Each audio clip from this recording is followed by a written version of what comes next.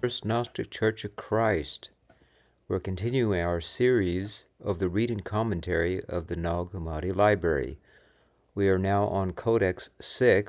We've just completed the Acts of Peter and the 12 Apostles. We now are moving to the second text of that codex, the Thunder Perfect Mind. So let's begin, as usual, reading a little about this book and what it may or may not symbolize. So again, taken from Wikipedia, the Thunder Perfect Mind is a Coptic text originally discovered in the Nag Hammadi Library in 1945. It follows a poetic structure and has received scholarly attention for its gnomic style and unclear subject. It speaks about the divine in paradoxical terms as both honored and cursed, as life and death, and as both the cause of peace and war. The poem also emphasizes the idea that the divine exists both inside and outside oneself, and that one's judgment and salvation are dependent on their relationship to the divine. It offers a unique perspective on the nature of the divine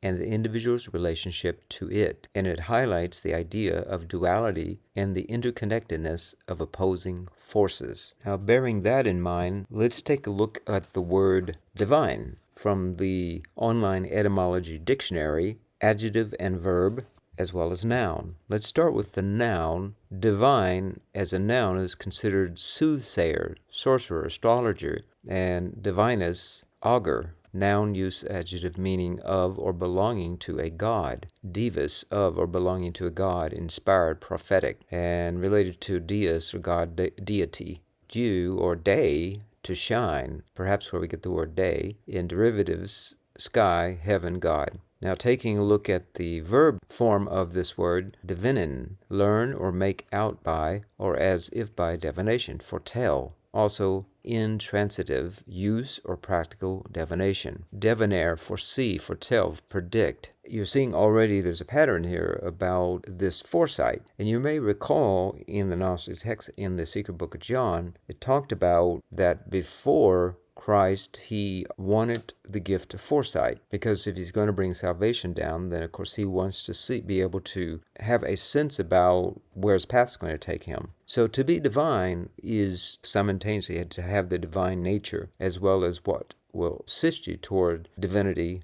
is this ability to tap into gnosis, or wisdom, in such a way that you become almost divinatory, that you're able to get a sense of the way that the cycles, the symbols, everything works and comes together, and to use that ability in such a way that it brings forth the highest degree of form. In this case, we call it deity. And so we look at the adjective form of that word, pertaining to, of the nature of, proceeding from God or a god, addressed to God. From the Old French divine or divine, from Latin divinus, of a god, divus, or of or belonging to a god. And so again, D-Y-E-U means to shine, the weakened sense of excellent in the highest degree, heavenly. So everything here is referring to this modus operandus of reaching the highest pinnacle of one's ability to shine forth. What Christ talks about, not to hide your candle or your light, but to shine it forth. No one, or put a cloth over it, else it'll burn the cloth and burn everything down, but instead to let it shine. This comes about again with one's ability to have attention on what is the ability to foresee. Now this comes about, and we're going to learn this from understanding opposites. This is what I believe is really the point of this book, and why we get the title of this book, Thunder, the Perfect Mind. Also, deus, or D-E-U-S, sometimes also is another way of saying dual or divide, also Zeus. And so this is what we're getting. There's also another word for light or day. All of this is pointing to this divine nature about shining forth one's greatest potential, brought about by one's ability to understand the cycles and nature of things, understanding the opposites, and how the perfect mind is able to withstand the storms of life. And this is the thunder. Thunder is brought about when you have the opposites, which brings the lightning, and then the thunder follows thereafter. In other words, you have the divination, or the moment of light, that moment of epiphany, the gnosis. The light comes on, that lightning strike, and then the thunder is following thereafter. The degree of the thunder's power is going to be determined by how great the opposites are from each other, like the left and the right, and how they clash together, and is contained within that perfect mind. And so I know I'm not necessarily following the script of reading the text, and we kind of discover together the meaning of this text, but in this case, I'm doing this in a different way because, again, this text is written very differently than what we've known in the past, almost written in a poetic form, and there's no real setting or identification with who is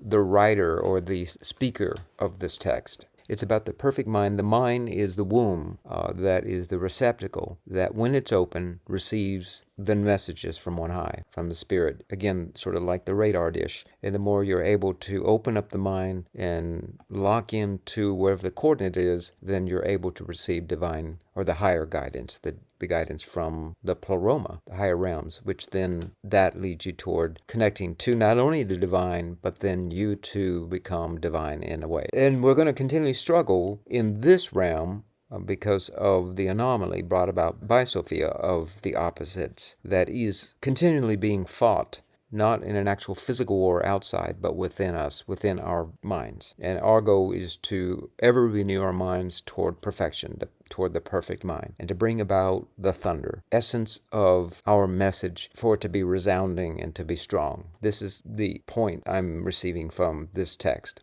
It has also been proposed that the figure's Eve, and the writings are found as a collection, that it follows after the apocalypse of Adam that preceded before. And it's possible Eve also wrote her own text. If you take the thunderous at face value, it includes the title in consideration. This female figure is the speaker throughout, might actually be named Thunder, a figure who must be understood in terms of the parallel phrase in the title Perfect Mind Thunder. It is the way in which the god makes its presence known on earth. That's the way the Greeks believe that when you hear thunder, that was sort of Zeus saying, I'm here, I can see you, I see what's going on, I have power, and I am injecting myself into the minds of men. Now, with that backdrop, let's begin our reading commentary of Thunder, the Perfect Mind. And I'm going to be taking from Barstone's translation. And again, you can see it's written much like poetic. Thunder, I was sent out from the power, and have come to you who study me, and am found by you who seek me. So there's another way of saying, if you study me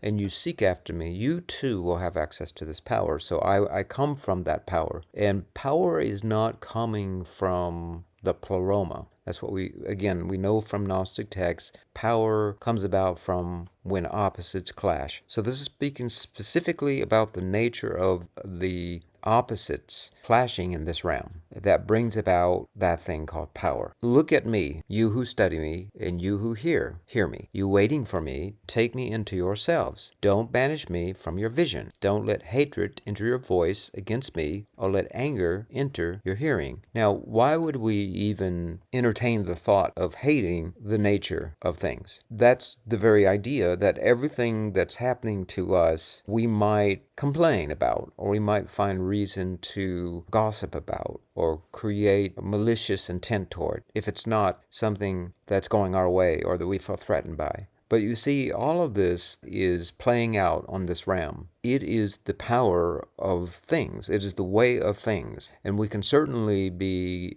begrudging of it and hate that the world is the way it is. We can hate the way people are. But this ultimately is not going to be in our benefit. This is what is being suggested here. Don't banish me from your vision. Don't let hatred enter your voice against me, or let anger enter your hearing. So Sophia is saying, this is the decision I made, and this is the result thereof. But this is the way of things, and so you need not fight it. It's not going to be helpful to you. In no place, in no time, be unknowing of me, but instead get to know the nature of the divine. Get to know the nature of that thing called the perfect mind, the thunder. Be alert. Don't be ignorant of me. Anger, malicious intent, disappointment, these are things that are going to blind you and going to cause you to go into ignorance, because you're going to focus on all the wrong things. You're going to not focus on, why is the world the way it is? Like, what makes it tick? What is this thing? The power, the perfect mind. So she's inviting us to consider this. And it continues, I am the first and the last. I am the honored and scorned. And here's where we're having the opposites. Sophia embodies the continuum of all opposites. So far, it makes a full circle onto itself. It is complete. It is whole. So this is the nature of it. She's inviting us to consider this. I am the first and the last. I am the honored and scorned. I am the whore and the holy. So this is very different from what we get from our understanding of Orthodox Christianity. You cannot possibly have these two words simultaneously in the same sentence and consider this being as being divine. You can't have whore and holy in the same sentence and say that that being is divine. Not according to Orthodoxy. But according to Gnosticism, again, we are amoral. But instead we think about wisdom, we think about Gnosticism, we think about gnosis, and we think about being governed by things that are going to transcend us, are going to ascend us to higher ways. And this is our guiding principle that is going to set us on the path of loving each other, caring for each other, and bringing about all our accomplishments together. Not this focus on the left-hand path only or the right-hand path only. So she's asking us to be mindful of this. I am the wife and the virgin. I am the mother and daughter. I am the members of my mother and the barren one with many sons. I have had a grand wedding and have not found a husband. I am a midwife and do not give birth. I am the solace of my labor pains. I am bride and groom, and my husband produced me. I am the mother of my father and sister of my husband, and he is my offspring. I am a slave of him who prepared me and ruler of my offspring. He produced me earlier, yet on my birthday. He is my offspring to come, and from him is my power. I am the staff of his power in his youth, and he the rod of my old age. Whatever he wants happens to me. I am a silence incomprehensible, and an idea remembered often. I am the voice whose sound is manifold, and world whose appearance is multiple. I am the utterance of my name. So that's very significant, how that she can be both the offspring and the producer of her own offspring. And again, we talk about in Gnosticism how it contrasts from the Orthodox Christian paradigm that's very patriarchal or male-centric. In Gnosticism, we often remind ourselves there is no hierarchy. There is no male is greater than or above female, or female is greater or above the man. But everything is co-equal, and everything is emanated from within outward, not like a staircase, but everybody is a puzzle piece. We are our own manifestors. This is really what's being suggested here. Everything that is happening about us is a result of everything that's been premeditated. It's this forethought that we're talking about. She's basically saying, I'm the result of everything I wished for, everything that was wished for me. And everything that I wished for was wished for by the Father. And everything the Father wished for was because the Father wished through me, because of me. So this talks about everything being, of course, interconnected. And this is what I'm getting from this section. So moving on. Why do you who hate me love me and hate those who love me? Again, you can see how when, the last couple books we talked about how those that were brought to the cross, or those are crucified, or those are persecuted, or those that are the peacemakers, those that want to bring love into the world and tear down divisions. And this is what you're getting here. The same thing where if, it's the envy of the world, the greed of the world, the lust of the world, the jealousy of the world, all this is being propagated by not understanding this power, not understanding this interconnectedness, not understanding the universe is amoral. There's nothing that isn't seen and nothing that isn't taken consequence of. And everything will result from whatever you put out. So you don't need to worry about the consequences, except for maybe in a practical sense, but not in a spiritual, moralistic sense. You who deny me, confess me. And you who confess me, deny me. And those that are obsessed with constantly accusing others about something, well, they're obsessed with that person. And they're confessing by their very actions that that person is very important to them. And of course, they want to make that person small. If they never thought that that person was big in their minds, then they have no desire to make them small in the first place, you see. They wouldn't take up so much space in their minds. You who tell the truth about me, lie about me. And you who lie, if you think about everything in this universe, or this existence, this cosmos, is really a lie. This is what is being said here. And if you pretend that it's a truth, then you make yourself out to be a lie, because this is not the true nature of things. This physical thing, everything, it comes and it goes. Just as quickly as it came, it goes. What's eternal is what people call the lie, the internal self, the thing that can't be seen, the spiritual self that very few want to believe in. That, I need evidence of that. You who know me, be ignorant of me. And those who have not known me, let them know me. You who know me, be ignorant of me, it is another way of saying keep an open mind. In this case, the power, the Sophia. But pay no mind to it. Become one with it in such a way that you no longer are looking at it as something outside yourself that you're mindful of, but no more than you're walking through the day thinking about your toes. When it becomes one with you, you begin to just sort of ignore it without thinking about it. But on the other hand, if you're not aware the oneness of all things and the power, the perfect mind, the thunder, then she is saying, let them know me. I am knowledge and ignorance. I am shame and fearlessness. And again, we're just going through the opposites here. I am shameless and ashamed. I am strength and fear. I am war and peace. Hear what I say. I am the disgraced and the grand being. Consider my poverty and wealth. Don't be arrogant when I am cast down on the earth, and you will find me in those who are to come. So here it's continuing the language of the future. Everything is a procession. Everything is a continuation of ascension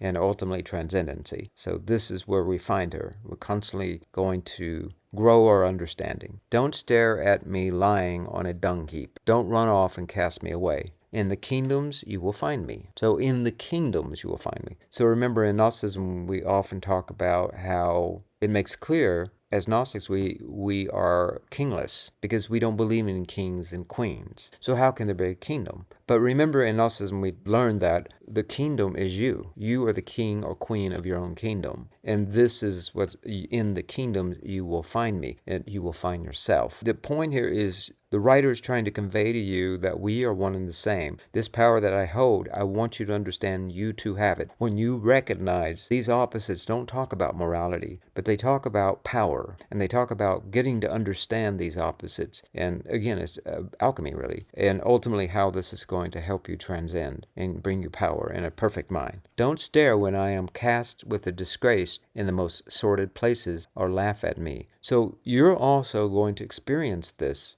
People are going to do these kinds of things. They're going to laugh at you. They're going to stare at you. They're going to spit at you. They're going to say things about you. They're going to say malicious things. They're going to try to tear you down and bring you down. But she is telling you, don't do this in your own mind. Don't go along with them. If you can adhere to what she's saying, as she said at the beginning, if you listen to my words and you come and seek me and you follow what I'm saying, then you become one with me. If you don't belittle me, then why would you belittle yourself? Don't throw me out among those violently slaughtered. I'm compassionate and cruel. Be careful. Don't hate my obedience. So again, this is talking about karma, really. It's talking about you reap what you sow. There's no moral code here. It's just saying everything is just the way it is. And if you put that out, then it's going to come back. So I am compassionate and cruel. So if you're going to be cruel, then you're going to get cruelty back. If you're going to be compassionate, you're going to get compassion back. So you don't even need morals in this sense. You just understand the principles of the universe. Be careful. Don't hate my obedience or love my self-control. When I am weak, again, you can hear everything is telling you not to attach on to the outcome. Detach from this idea that something's right or wrong. Just go with the flow and understand, have your mind on what it is you're trying to achieve. And if you're wanting to achieve compassion, then give compassion. If you're wanting to achieve success, then you too reflect success, so forth and so on. When I am weak, don't forsake me or fear my power. Why do you despise my fear and curse my pride? What's being said here? When I am weak, don't forsake me or fear my power. Why would we fear her power when she's weak? That's interesting, isn't it? Now, Christ talked about this same kind of parable, right? Or this analogy, right? Strength comes through the weak. Even he talks about that to the degree that you love the smallest of us is the degree you love me. The weakest link at the chain is the point that you don't want to despise that and you don't want to fear that. So why do you despise my fear and curse my pride? The pride is in the weak. The women in the Orthodox understanding of Christianity, and particularly through most of Judeo-religion cultures and many cultures throughout the globe, even outside Judeo-Christian, saw women as the weaker sex because they viewed everything through the lens of what's valuable, through the lens of what's physical only. The mind was not attended to, or nor was it championed or thought of as something of benefit. If you had physical prowess, you already assumed that you not only were superior in your physical prowess, but you also were just superior by default in your mental prowess as well. And women were the weaker because they were small and they were weaker physically, and therefore people would just sort of superimpose their physical weakness onto their intellectual weakness as being intellectually weak as well and emotionally weak. And so this is when I am weak, don't forsake me or fear my power. So this is really what it's talking about. It's saying that the reason men do this is they want to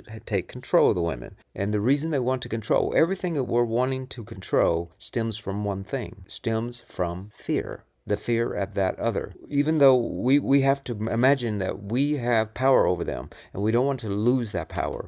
We are afraid we're going to lose that power. So we must keep them weak. When I am weak, don't forsake me or fear my power. Why do you despise my fear and curse my pride? I am a woman existing in every fear and in my strength when I tremble. She trembles because the woman has had position to really consider how she can live out all of herself through her emotions and her contained self. And through when she's trembling, it's because she has foresight and she knows what's coming. And it's not lovely. It's cursed. And so she trembles, where the man just is lofty and will say, we'll take care of it, not knowing that destitution is coming. I am a woman, weak and carefree in a pleasant place. I am senseless and wise. It's very interesting how these two are juxtapositioned together, senseless and wise at the same time. Because you have to be senseless in this world in order to be wise. Because this world doesn't make sense, you see.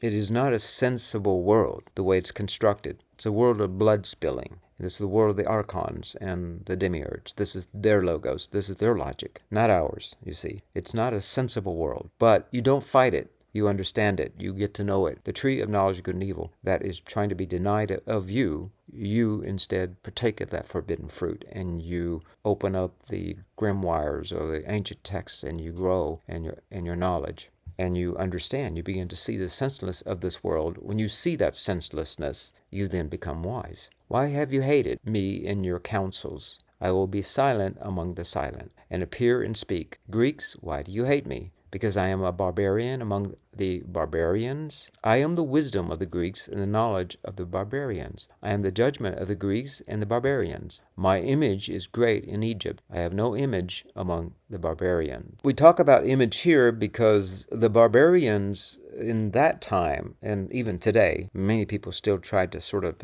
ascribe anybody that's agnostic or atheist to being kind of a heathen or mindless or not really in tune with self. And so they're sort of barbarians. But these great capital cities and great countries like Egypt and Athens and everything, they had all these statues and these images made out to the gods. And you see, but among the barbarians, they had no such thing. I am hated everywhere and loved everywhere. I am called life, and you have called me death. I am called law, and you have called me lawlessness. Now, that's a very important one there. I am called law, and you have called me lawlessness. In other words, lawlessness is the law. Now, if you try to make law about lawlessness, then you have only lawlessness, because you're focusing on your intention is on trying to control the lawlessness. And fear is a production of it's a type of belief. It manifests. But on the other hand, if you make lawlessness your guiding principle, then you become law, because you become your own person. But that lawlessness doesn't necessarily mean that you make choices that are always going to lead toward mayhem or destruction or being harmful.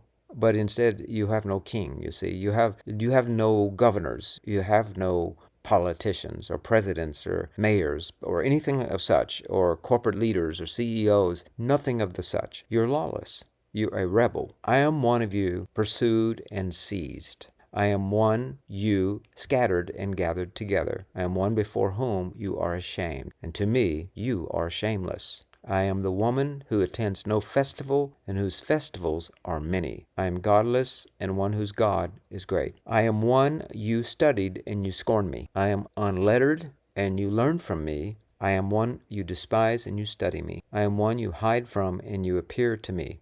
When you hide, I show. When you appear, I hide. Now, that's interesting. That last part there, again, it just goes back to what we talked about. I am, I am, I am. This is a very powerful mantra. You want to lead everything you're saying with that. I am. Not I am going to. I am doing this today. I am that. I am this. I am this, so forth and so on. But here we're seeing how she says, I am one you hide from, and you appear to me. It's like Christ saying, there's 99 sheep, but he sees that one sheep, and he goes for that one sheep. Wisdom is always seeking out the ignorant. Wickedness always will bring about destitution, and the ignorant will always go through suffering, and the consequences of their ignorance will be suffering. Not morality, but ignorance. Not right or wrong, but ignorance or knowledge is what is going to be the difference between suffering and healing. All sickness is a result of that ignorance, something that we are not aware of, or we're ignorant of, or ignoring.